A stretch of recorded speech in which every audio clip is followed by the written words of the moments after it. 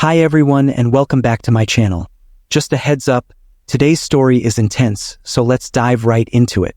As I was parking my car, I heard the first gunshot. It echoed through the air, hitting Sergeant Topham's police vehicle. In just a few moments, by the time I reached Sergeant Topham, 3 more rounds had already pierced through his car. It all happened so fast. It was like a nightmare unfolding before my eyes. The tragic tale centers around 22-year-old Nadia El Dib, who had been in a brief relationship with a man named Adam Bahar. After just a few months, she noticed some unsettling behaviors from Adam and made the difficult decision to break up with him. Sadly, even ending things wasn't enough to keep her safe from this dangerous man who was determined to exact revenge. What followed was a chilling series of events that left 2 people dead and multiple police officers injured. The details of this case are not only shocking but deeply disturbing. But what makes it even scarier is that no one saw it coming. On the morning of Sunday, March 29, 2018, at around 9:30 a.m., police in Calgary, Canada, received a call about a horrifying discovery. A woman's body was found in the backyard of a home. The victim, a young woman in her early 20s, had suffered multiple stab wounds and gunshot injuries. It was clear from the brutal nature of the attack that the killer harbored some deep hatred for her. The authorities estimated that the victim had been dead for several hours before anyone reported the body. Witnesses in the area mentioned hearing a woman screaming earlier that morning, followed by the terrifying sound of gunshots. As police worked tirelessly to uncover the identity of the victim and figure out what had happened, a family across town was in a state of panic, desperately searching for their missing loved one. "I remember my mom calling me, asking me to check on Nadia," said a family member. "She told me to go check her room, see if she was home. I went upstairs and Nadia's room was empty. When I told my mom, her worry turned into full-blown panic. She said, 'Nadia never came home last night.'" Nadia El Dib, just 22 years old, lived in Calgary with her family. She was the third of 4 sisters, known for her bright, outgoing personality. Nadia had a remarkable sense of humor and a love for life. She enjoyed dancing, singing, and spending time with friends. Everyone around her was drawn to her infectious energy. Nadia's family had moved from Lebanon to Canada in 1991, hoping for a better future.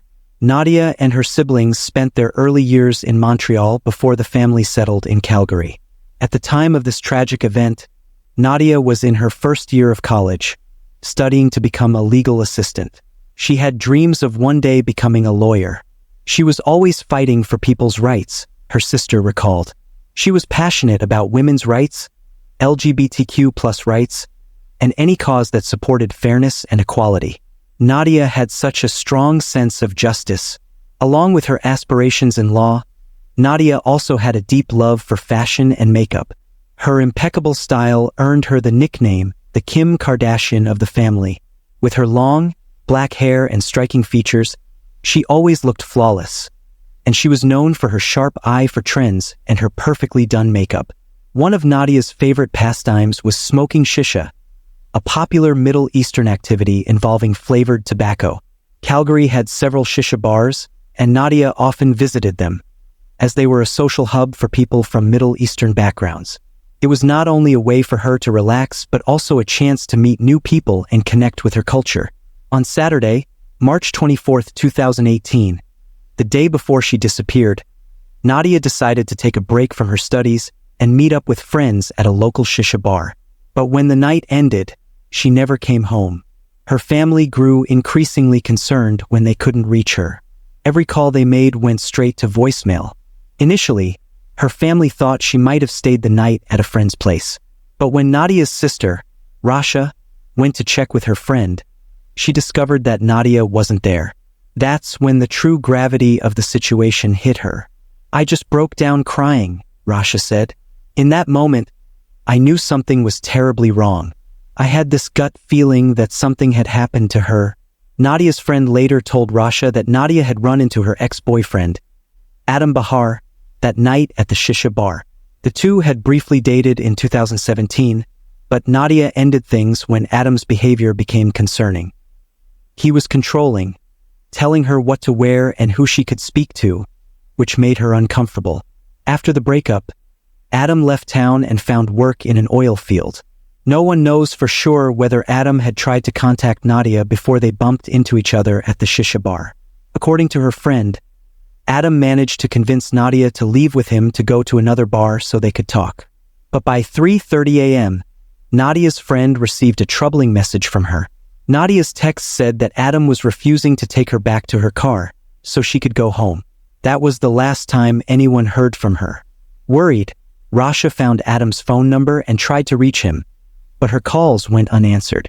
Determined to find her sister, Rasha and two of Nadia's friends retraced Nadia's steps from the night before.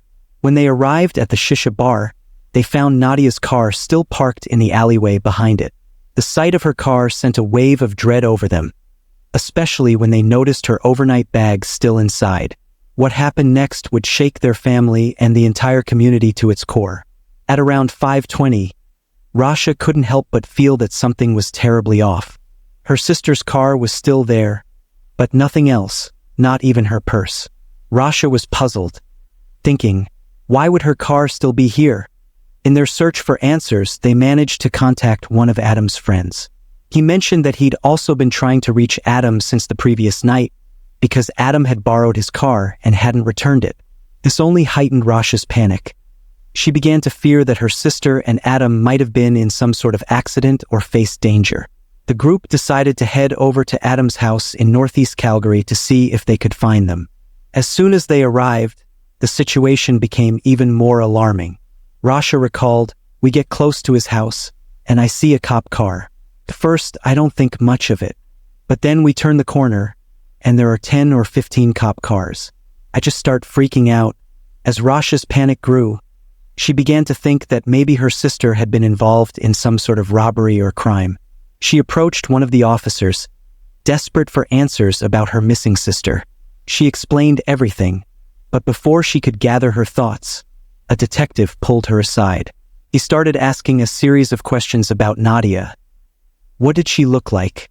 When was the last time she spoke with her? Did she have any tattoos or piercings? Rasha frantically provided all the information she could, still unaware of what was about to hit her. At first, she believed the detective's questions were for a missing persons report. It wasn't until he mentioned that he was from the homicide unit that reality set in. I screamed. I broke down, falling to the ground in hysterics. I kept asking, "Where is she? What about Adam? Where is Adam?"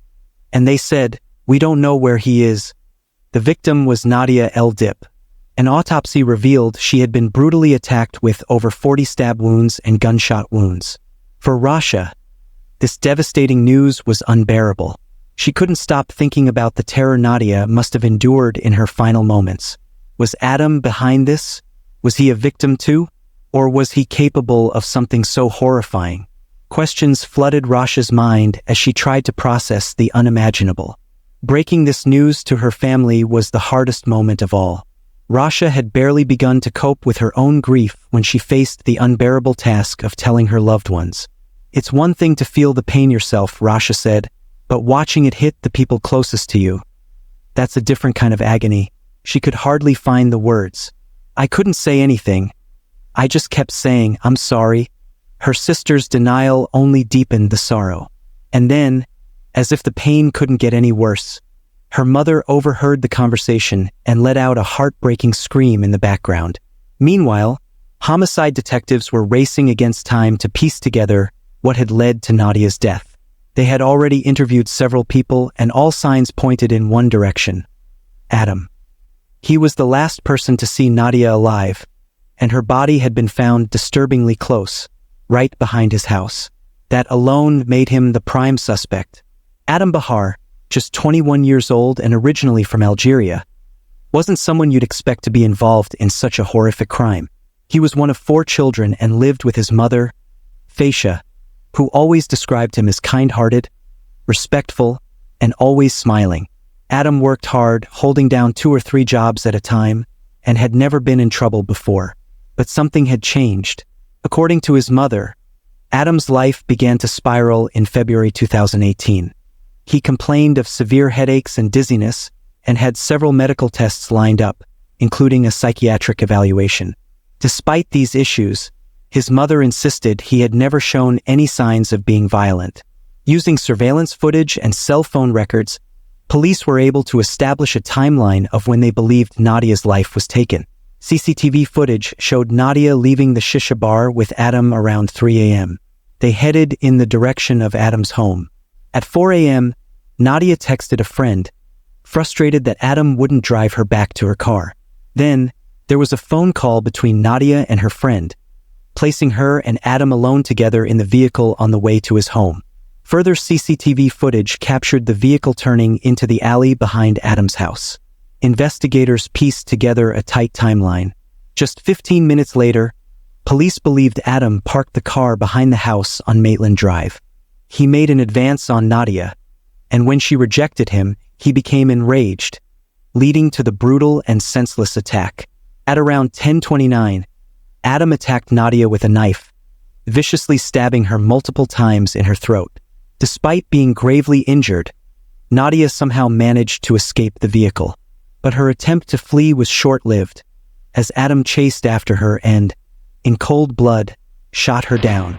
Adam's brutal assault on Nadia included nearly 40 stabs to her body. Surveillance footage later revealed the chilling scene, capturing 2 distinct muzzle flashes in the darkness, confirming that Nadia was shot while she was already lying on the ground.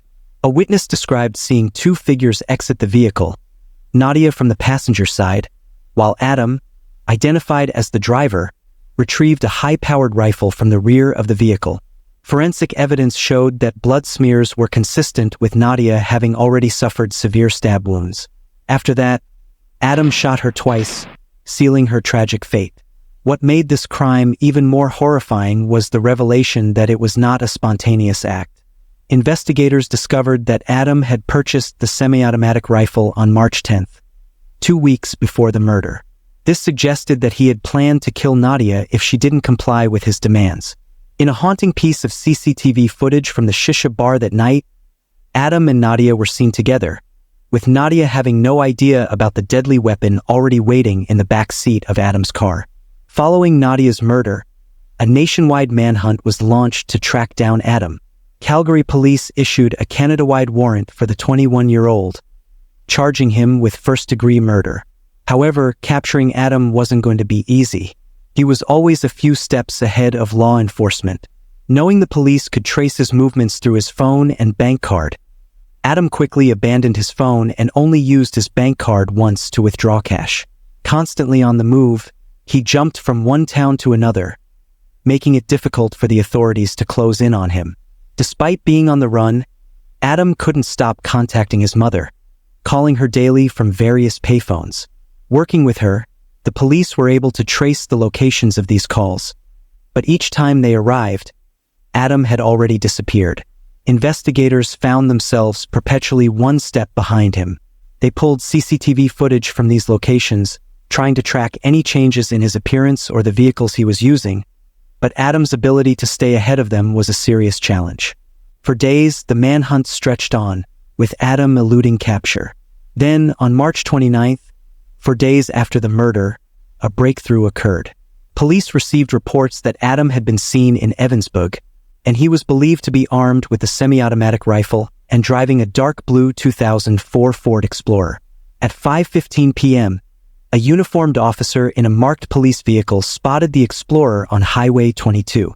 The officer attempted to pull Adam over, but instead of complying, Adam sped off, initiating a high-speed chase. The pursuit was intense, covering approximately 87 miles and involving numerous police units. The officers formed a staggered box formation, reporting updates as Adam's driving patterns shifted and the condition of his vehicle worsened. The chase lasted for over an hour and a half, during which time other officers were stationed at intersections to block off civilian traffic and prevent Adam from escaping onto rural roads. During the intense pursuit, Adam managed to evade multiple spike belts before finally hitting a fifth one, which damaged his tires. Despite this, he didn't stop. "That's a hit on the spike belt. Get those spike belts out of the way, boys." "Good job, his tire's gone," called out one officer. Adam continued driving at around 70 kilometers per hour, but his vehicle was shaking violently. When he realized his car could no longer keep going, he made a sharp 45-degree turn and came to a stop. But this wasn't a surrender, it was a calculated move for what he was about to do next. As officers approached his vehicle, Adam suddenly opened fire.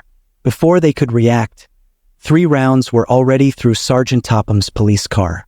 At that moment, the officers probably thought he was giving up, but they quickly realized how wrong they were. Witnesses later described seeing Adam step out of his vehicle, armed with a rifle. He dropped to one knee in a tactical firing stance, aiming directly at the officers with precision, as if he had trained for this moment. The first shot hit the closest police vehicle, parked only 60 feet away. An officer inside was struck in the head, bleeding profusely. A witness described the terrifying scene.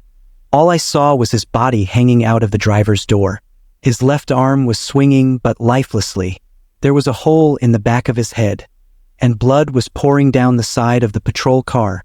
As Adam continued firing, officers scrambled for cover. In response, 11 officers returned fire, unleashing 202 rounds at Adam. One officer recalled the sheer intensity of the shootout. "I remember feeling the concussions from his rifle, like the pressure hit me each time he fired." After 2 minutes of the intense gunfight, at 6:28 p.m., an officer on the opposite side of the road confirmed that Adam was down. "Suspect down. We need an ambulance right away." Adam had fired 10 rounds before being fatally shot. An autopsy later revealed that he had sustained multiple bullet wounds, with the fatal shots hitting his spine and neck. The semi-automatic rifle, believed to be the same one used in Nadia's murder, was recovered at the scene. Investigators noted that the rifle and ammunition could easily penetrate police body armor. The officer hit in the head was Sergeant Brian Tone, but fortunately, the injury turned out to be a graze. He received stitches and was released from the hospital. Tone recounted the incident. "The bullet grazed the back of my head. I must have ducked just in time, as it went across my scalp." Another officer, Corporal Brandon Tobin, also sustained minor injuries from bullet fragments in his arm and neck. "I felt something hot and sharp on my left shoulder.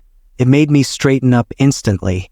After some x-rays, doctors found bullet fragments still in my arm." As investigators probed deeper into Adam's actions, they were baffled by his motive. He had no prior criminal record, and his toxicology report showed no traces of drugs or alcohol. This meant Adam was fully aware of his actions during the entire incident. An independent investigation by the Alberta Serious Incident Response Team concluded that Adam wasn't just trying to provoke police. He was actively trying to kill or seriously injure the officers. While the community struggled to comprehend the tragic events, many questioned if anything could have been done to prevent this.